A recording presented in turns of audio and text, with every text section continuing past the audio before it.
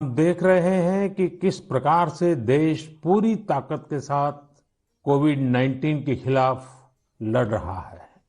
पिछले 100 वर्षों में यह सबसे बड़ी महामारी है और इसी पैंडेमिक के बीच भारत ने अनेक प्राकृतिक आपदाओं का भी डटकर मुकाबला किया है।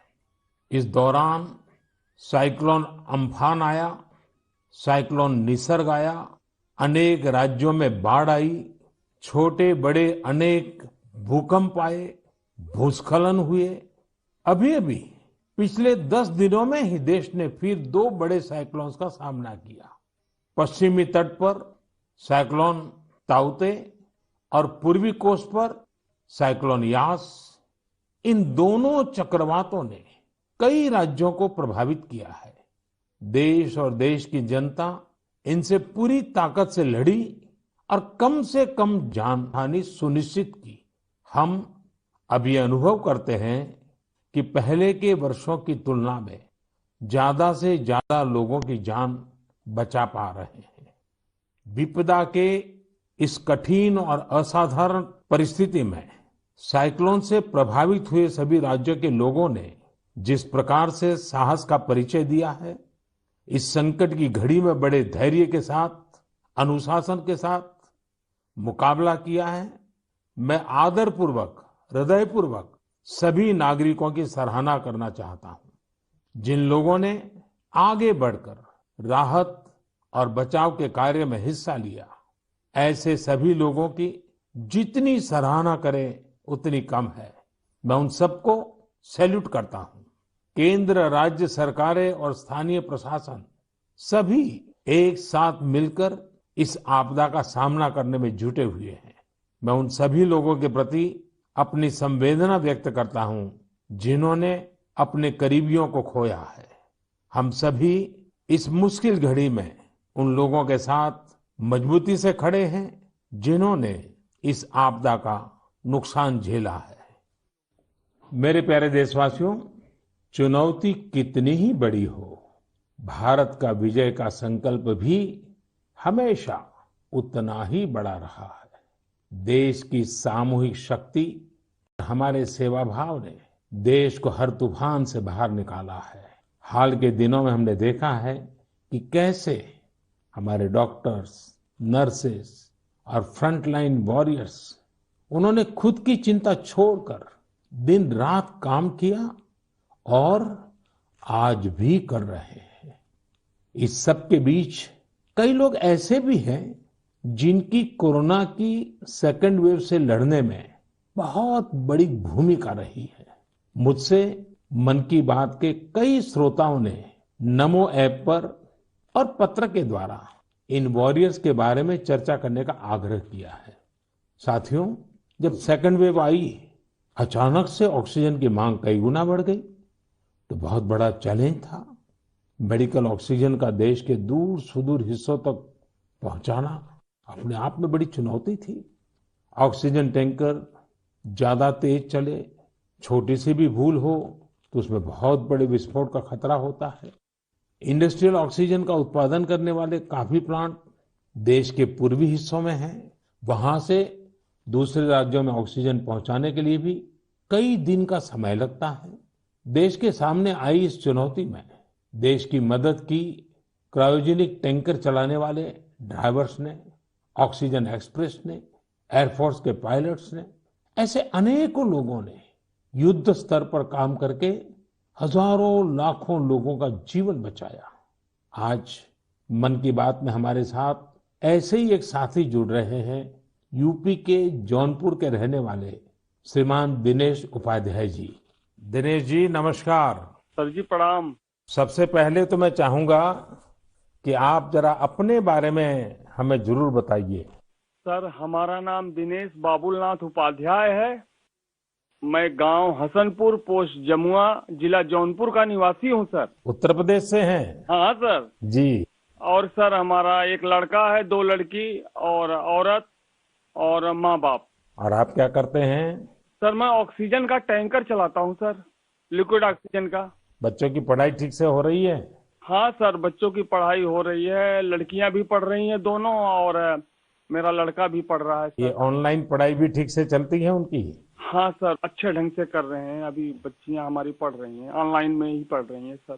सर 15 से 17 साल हो गया सर, मैं ऑक्सीजन का टैंकर चलाता हूँ सर।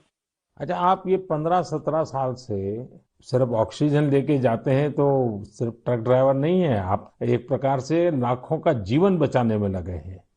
सर हमारा काम ही ऐसा है सर, ऑक्सीजन टैंकर का, कि हमारी जो कंपनी है आइनॉक्स कंपनी, वो भी हमारा लोग का बहुत ख्याल करती है। और हम लोग कहीं भी जाके ऑक्सीजन खाली करते हैं तो हमें बहुत खुशी मिलती है सर। लेकिन अभी कोरोना के समय में आपकी जिम्मेदारी बहुत बढ़ गई है। हाँ सर, बहुत बढ़ गई है। जब आप अपने ट्रक की ड्राइविंग सीट पर होते हैं तो आपके मन में क्या भाव होता है? पहले की तुलना में क्या अलग अनुभव? काफी दबाव भी रहता होगा, मानसिक तनाव रहता होगा, परिवार की चिंता, कोरोना का माहौल, लोगों की तरफ से दबाव, मांगे, क्या कुछ होता होगा?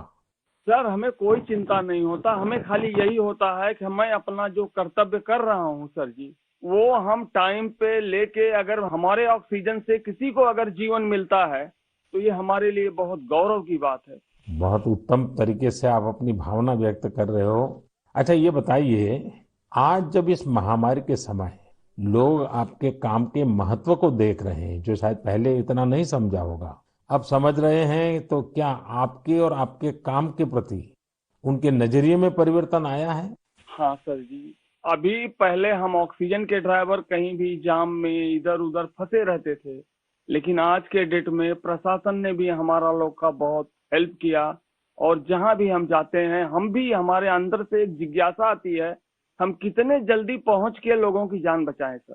चाहे खाना मिले चाहे न मिले, कुछ भी दिक्कत हो, लेकिन हम हॉस्पिटल पहुंचते हैं जब टैंकर लेके, और देखते हैं कि हॉस्पिटल वाले हम लोग को वी का इशारा करते हैं, उनके फैमिली लोग जिसके घर वाले एडमिट होते हैं। अच्छा, विक्ट्री का भी बताते हैं?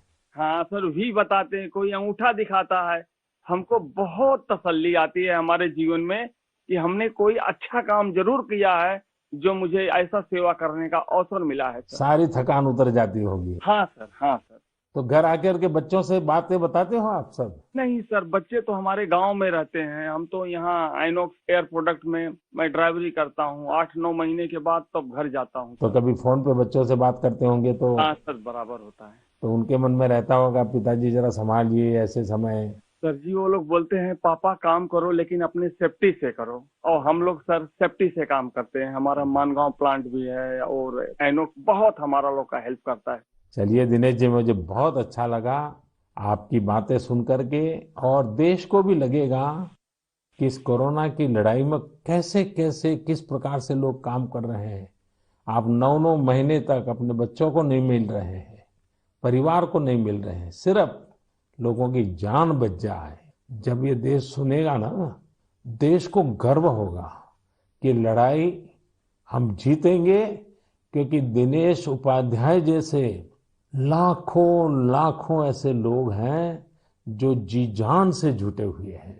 सर जी, हम लोग कोरोना को किसी ना किसी दिन जरूर हराएंगे सर जी। चलिए दिनेश जी, आपकी ये भावना, यही तो देश की ताकत है। बहुत बहुत धन्यवाद दिनेश जी, और आपके बच्चों को मेरे आशीर्वाद कहिएगा। ठीक है, प्रणाम। धन्यवाद। प्रणाम प्रणाम। धन्यवाद। साथियों, जैसा कि दिनेश जी बता रहे थे, वाकई जब एक टैंकर ड्राइवर ऑक्सीजन लेकर अस्पताल पहुंचते हैं तो ईश्वर के भेजे गए दूत ही लगते हैं। हम समझ सकते हैं कि ये काम कितनी जिम्मेदारी का होता है और इसमें कितना मानसिक दबाव भी होता है। साथियों, चुनौती के इसी समय में ऑक्सीजन के ट्रांसपोर्टेशन को आसान करने के लिए भारतीय रेल भी आगे आई है। ऑक्सीजन एक्सप्रेस, ऑक्सीजन रेल ने सड़क पर चलने वाले ऑक्सीजन टैंकर से कहीं ज्यादा तेजी से, कहीं ज्यादा मात्रा में ऑक्सीजन देश के कोने कोने में पहुंचाई। माताओं बहनों को ये सुनकर गर्व होगा कि एक ऑक्सीजन एक्सप्रेस तो पूरी तरह महिलाएं ही चला रही हैं। देश की हर नारी को इस बात का गर्व होगा। इतना ही नहीं, हर हिंदुस्तानी को गर्व होगा। मैंने ऑक्सीजन एक्सप्रेस के एक लोको पायलट शिरीषा गजनी जी को मन की बात में आमंत्रित किया है। शिरीषा जी, नमस्ते। नमस्ते सर। कैसे है सर? मैं बहुत ठीक हूँ शिरिषा जी। मैंने सुना है कि आप तो रेलवे पायलट के रूप में काम कर रही है और मुझे बताया गया कि आपकी पूरी महिलाओं की टोली ये ऑक्सीजन एक्सप्रेस को चला रही है। शिरिषा जी, आप बहुत ही शानदार काम कर रही हैं।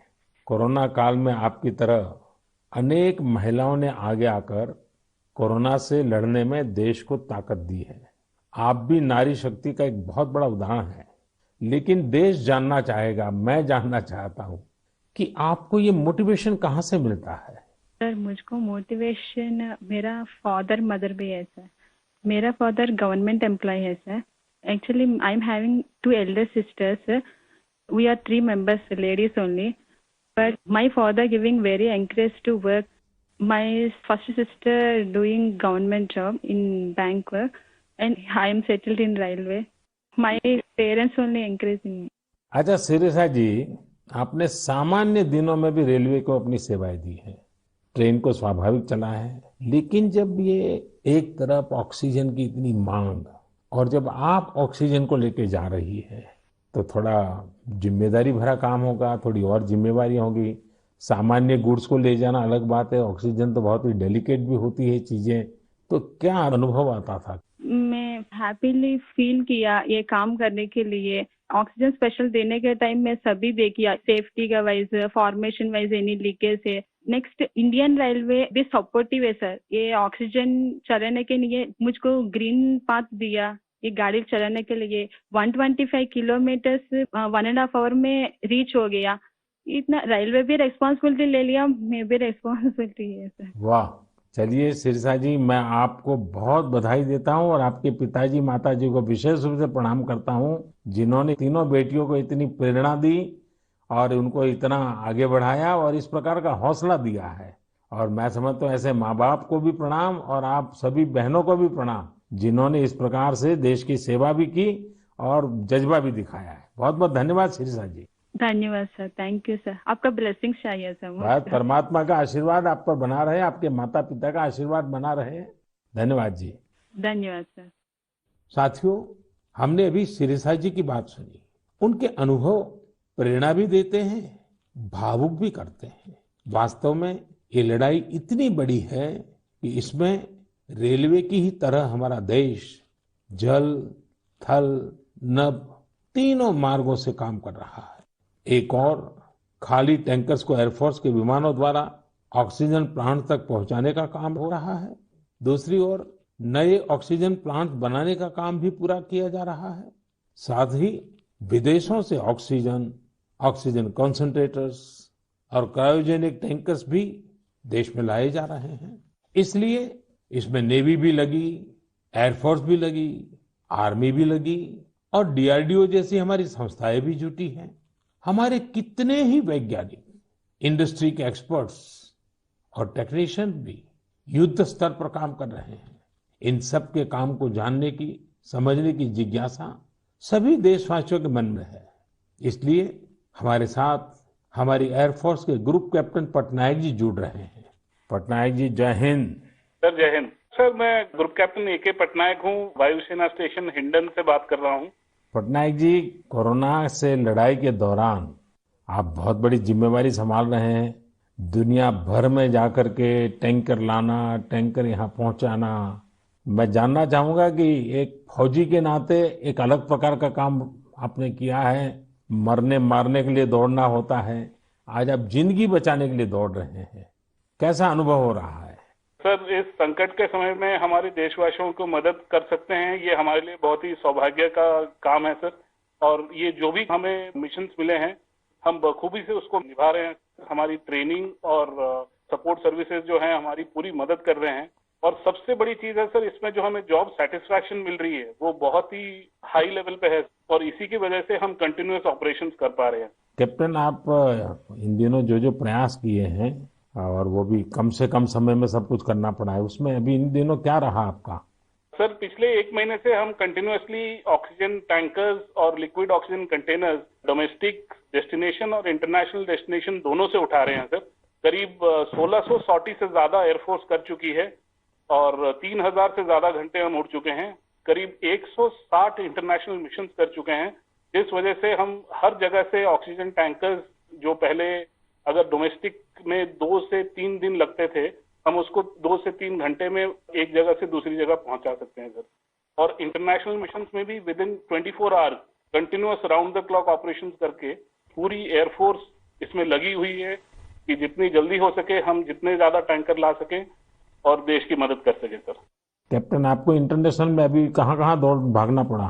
सर शॉर्ट नोटिस पे हमें सिंगापुर, दुबई, बेल्जियम, जर्मनी और यूके, ये सब जगह पे different fleets of the Indian air force sir, IL-76, C-17 और बाकी सारे विमान गए थे, C-130, जो बहुत ही शॉर्ट नोटिस पे ये मिशन प्लान करके हमारी ट्रेनिंग और जोश की वजह से हम टाइमली इन मिशन को कंप्लीट कर पाए सर।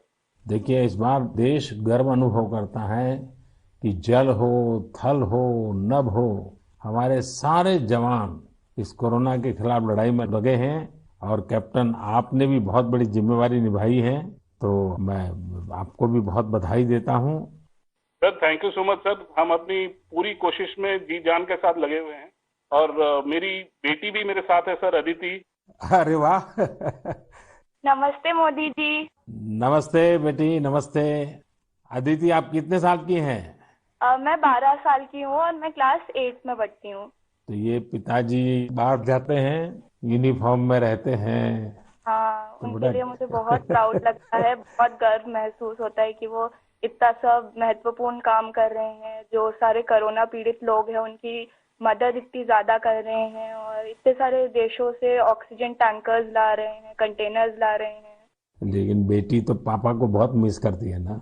हाँ, मैं बहुत मिस करती हूँ उन्हें। वो आजकल ज्यादा घर पे रह भी नहीं पा रहे हैं क्योंकि इतने सारे इंटरनेशनल फ्लाइट्स में जा रहे हैं और कंटेनर्स और टैंकर्स उनके प्रोडक्शन प्लांट्स तक पहुंचा रहे हैं ताकि जो कोरोना पीड़ित लोग हैं उनको टाइमली ऑक्सीजन मिल सके और उनकी जान बच सके।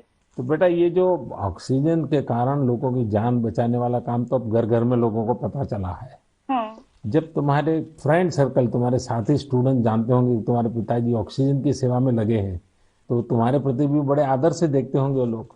हाँ, मेरे सारे फ्रेंड्स भी बोलते हैं कि तुम्हारे पापा इतना ज्यादा इम्पोर्टेंट काम कर रहे हैं और तुम्हें भी बहुत प्राउड लगता होगा।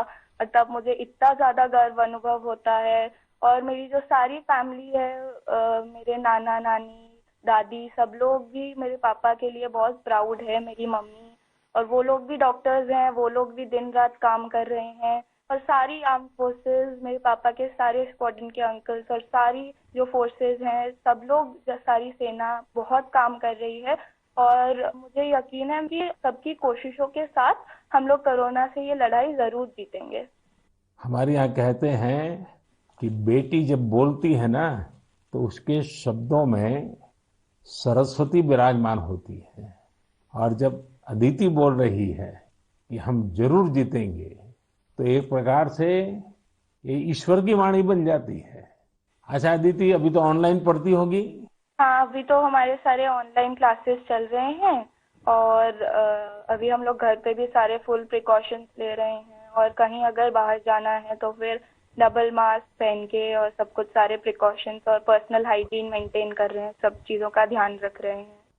अच्छा बेटा, तुम्हारी क्या हॉबीज है, क्या पसंद है?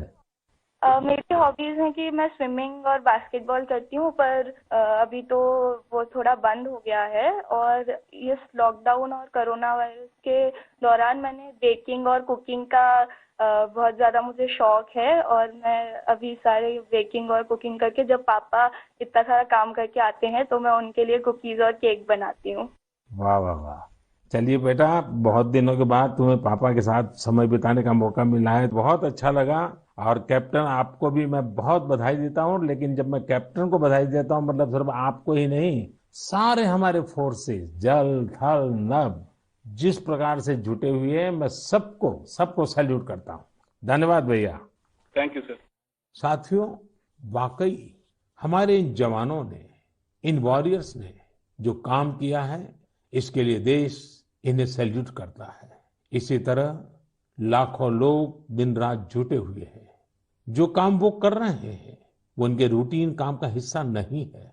इस तरह की आपदा तो दुनिया पर 100 साल बाद आई है। एक शताब्दी के बाद इतना बड़ा संकट, इसलिए इस तरह के काम का किसी के पास कोई भी अनुभव नहीं था। इसके पीछे देश सेवा का जज्बा है और एक संकल्प शक्ति है। इसी से देश ने वो काम किया है जो पहले कभी नहीं हुआ। आप अंदाजा लगा सकते हैं, सामान्य दिनों में हमारे यहाँ एक दिन में 900 metric tonne liquid medical oxygen का प्रोडक्शन होता था।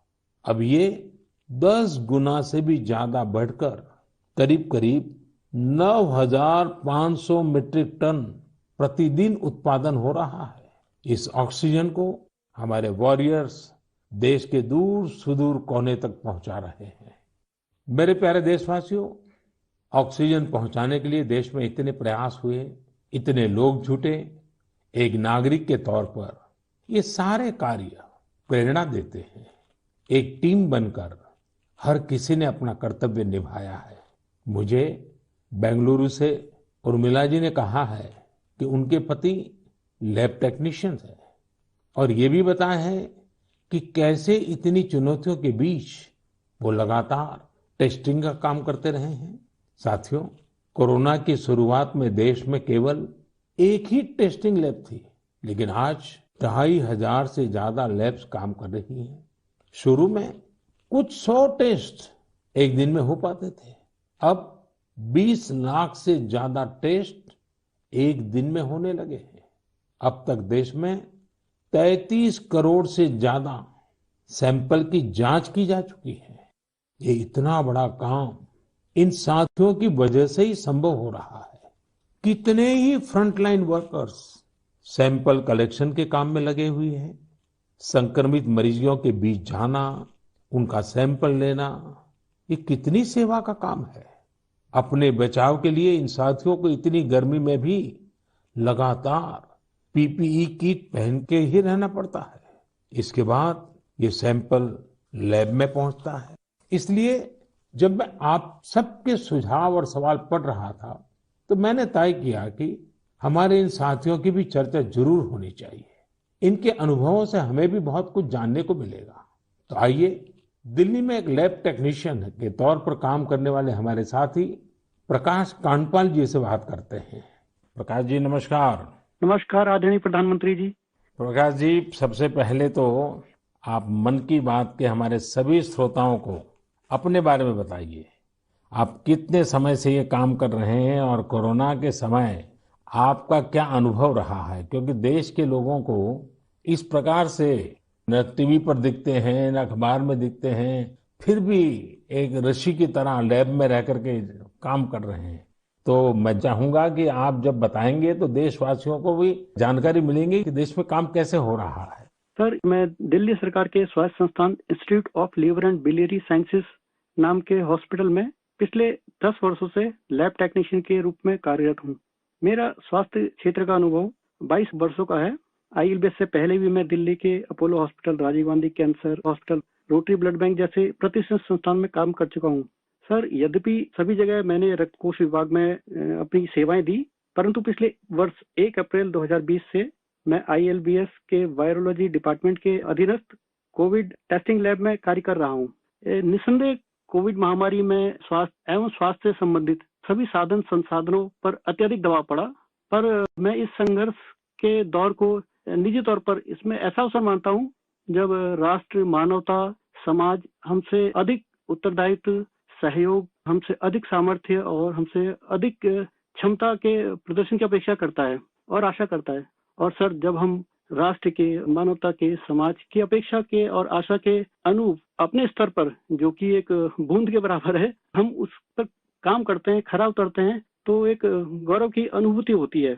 कभी जब हमारे घर वाले भी आशंकित होते हैं या थोड़ा उन्हें भय लगता है, तो ऐसे अवसर पे उनको स्मरण कराता हूँ कि हमारे देश के जवान, जो कि सदैव ही परिवार से दूर सीमाओं पर विषम और असामान्य परिस्थितियों में देश की रक्षा कर रहे हैं, उनकी तुलना में तो हमारा जोखिम जो है कम है, बहुत कम है। तो वो भी इस चीज को समझते हैं और मेरे साथ में एक तरह से वो भी सहयोग करते हैं और वो भी इस आपदा में समान रूप से जो भी सहयोग है उसमें अपनी सहभागिता निभाते हैं। प्रकाश जी, एक तरफ सरकार सबको कह रही है कि दूरी रखो, दूरी रखो, कोरोना में एक दूसरे से दूर रहो, और आपको तो सामने से होकर के कोरोना के जीवाणुओं के बीच में रहना ही पड़ता है, सामने से जाना पड़ता है। तो ये अपने आप में एक जिंदगी को संकट में डालने वाला मामला रहता है, तो परिवार को चिंता होना बहुत स्वाभाविक है। लेकिन फिर भी ये लैब टेक्नीशियन का काम सामान्य संजोगों में एक है और ऐसी पेंडेमिक स्थिति में दूसरा है, और वो आप कर रहे हैं तो काम के घंटे भी बहुत बढ़ गए होंगे, रात रात लैब में निकालना पड़ता होगा, क्योंकि इतना करोड़ों लोगों का टेस्टिंग हो रहा है तो बोझ भी बड़ा होगा। लेकिन अपनी सुरक्षा के लिए भी तो सावधानी रखते हैं कि नहीं रखते हैं? बिल्कुल रखते हैं सर। हमारे ILBS की जो लैब है वो WHO से मान्यता प्राप्त है, तो जो सारे प्रोटोकॉल हैं वो इंटरनेशनल स्टैंडर्ड के हैं। हम त्रिस्तरीय जो हमारी पोशाक है उसमें हम जाते हैं लैब में और उसी में हम काम करते हैं, और उसका पूरा डिस्कार्डिंग का, लेबलिंग का और उनको टेस्टिंग का एक पूरा प्रोटोकॉल है, तो उस प्रोटोकॉल के तहत काम करते हैं। तो सर ये भी ईश्वर की कृपा है कि मेरा परिवार और मेरे जानने वाले अधिकतर जो अभी तक इस संक्रमण से बचे हुए हैं। तो एक चीज है कि अगर आप सावधानी रखते हैं और संयम बरतते हैं तो आप थोड़ा बहुत इससे बचे रह सकते हैं।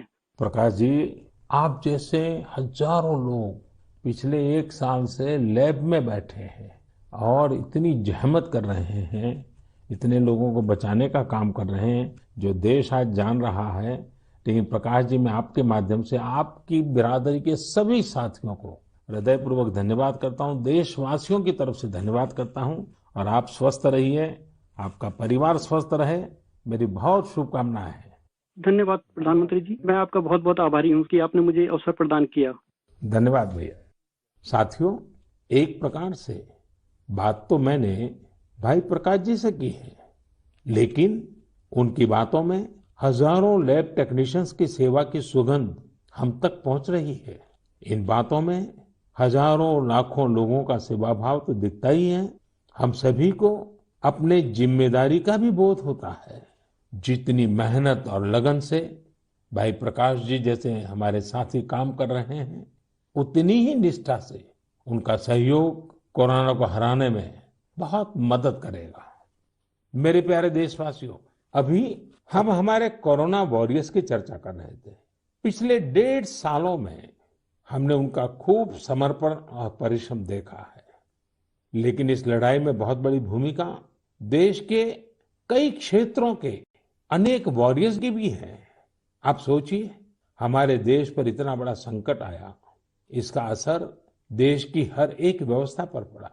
कृषि व्यवस्था ने खुद को इस हमले से काफी हद तक सुरक्षित रखा। सुरक्षित ही नहीं रखा, बल्कि प्रगति भी की, आगे भी बढ़ी। क्या आपको पता है कि इस महामारी में भी हमारे किसानों ने रिकॉर्ड उत्पादन किया है?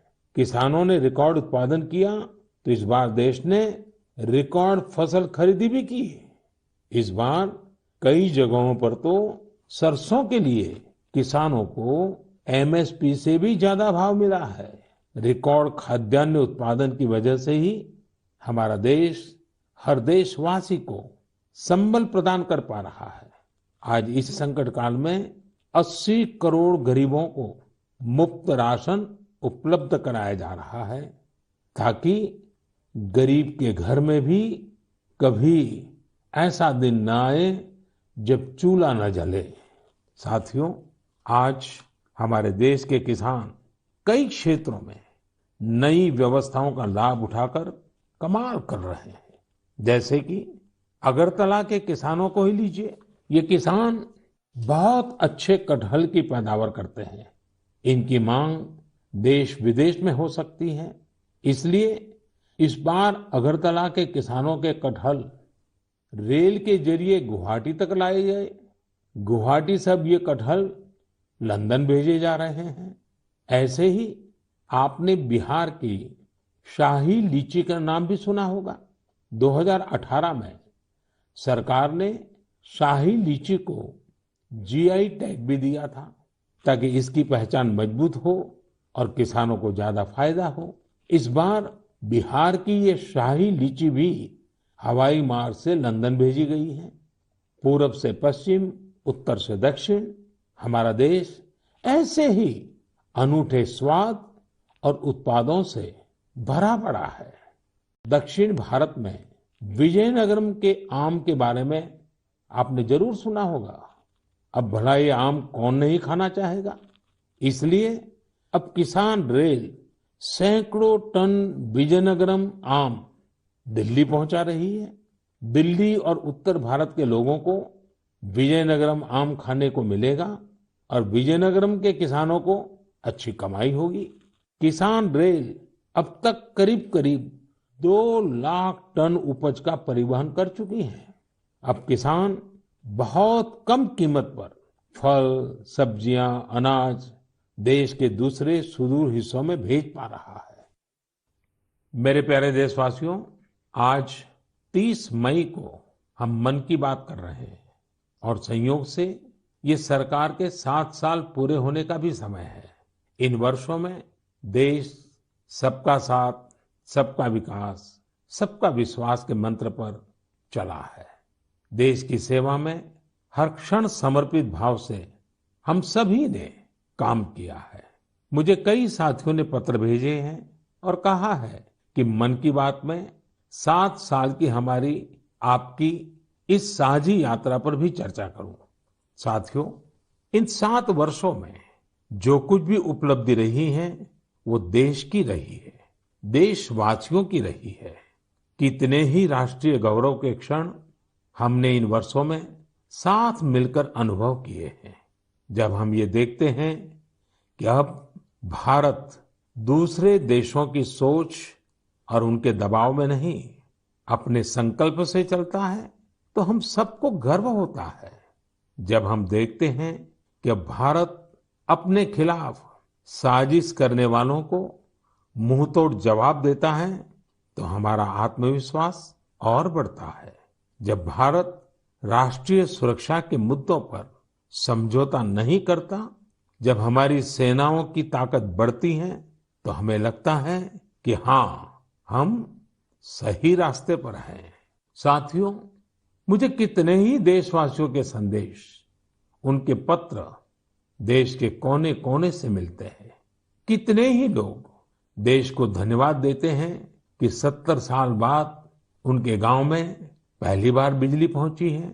उनके बेटे बेटियां उजाले में, पंखे में बैठ करके पढ़ रहे हैं। कितने ही लोग कहते हैं कि हमारा भी गांव अब पक्की सड़क से शहर से जुड़ गया है। मुझे याद है, एक आदिवासी इलाके से कुछ साथियों ने मुझे संदेश भेजा था कि सड़क बनने के बाद पहली बार उन्हें ऐसा लगा कि वो भी बाकी दुनिया से जुड़ गए हैं।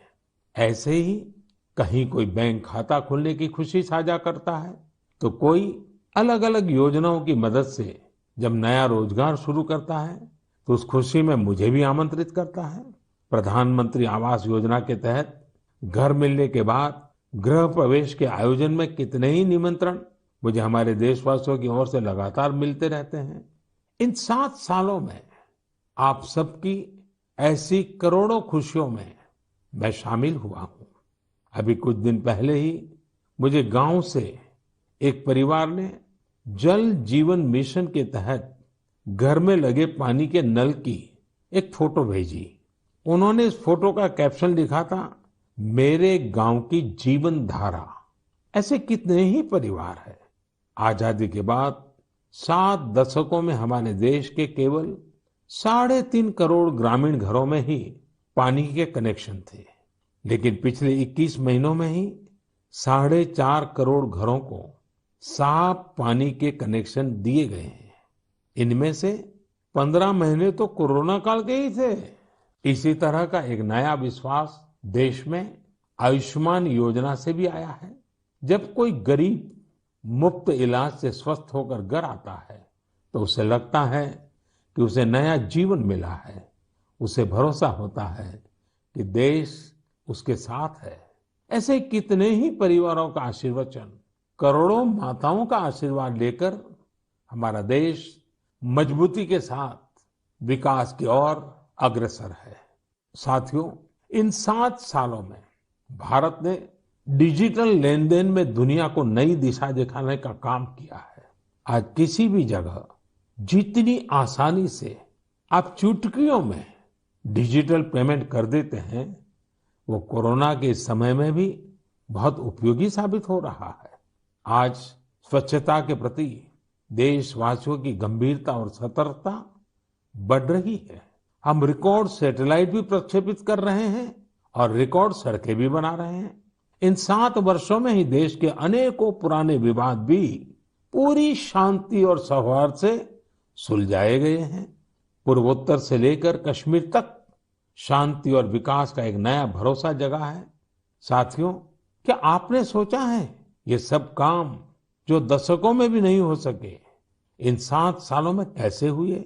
ये सब इसलिए संभव हुआ क्योंकि इन 7 सालों में हमने सरकार और जनता से ज्यादा एक देश के रूप में काम किया, एक टीम के रूप में काम किया, टीम इंडिया के रूप में काम किया।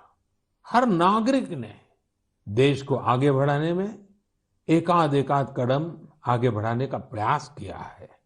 हाँ, जहां सफलताएं होती हैं वहां परीक्षाएं भी होती हैं।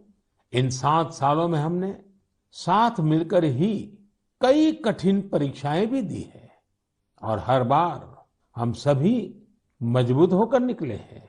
कोरोना महामारी के रूप में इतनी बड़ी परीक्षा तो लगातार चल रही है। ये तो एक ऐसा संकट है जिसने पूरी दुनिया को परेशान किया है। कितने ही लोगों ने अपनों को खोया है। बड़े बड़े देश भी इसकी तबाही से बच नहीं सके हैं। इस वैश्विक महामारी के बीच भारत सेवा और सहयोग के संकल्प के साथ आगे बढ़ रहा है। हमने पहली वेव में भी पूरे हौसले के साथ लड़ाई लड़ी थी। इस बार भी वायरस के खिलाफ चल रही लड़ाई में भारत विजयी होगा। 2 गज की दूरी, मास्क से जुड़े नियम हो या फिर वैक्सीन, हमें ढिलाई नहीं करनी है। यही हमारी जीत का रास्ता है।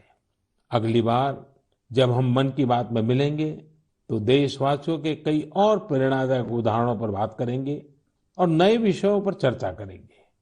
आप अपने सुझाव मुझे ऐसे ही भेजते रहिए। आप सभी स्वस्थ रहिए, देश को इसी तरह आगे बढ़ाते रहिए। बहुत बहुत धन्यवाद।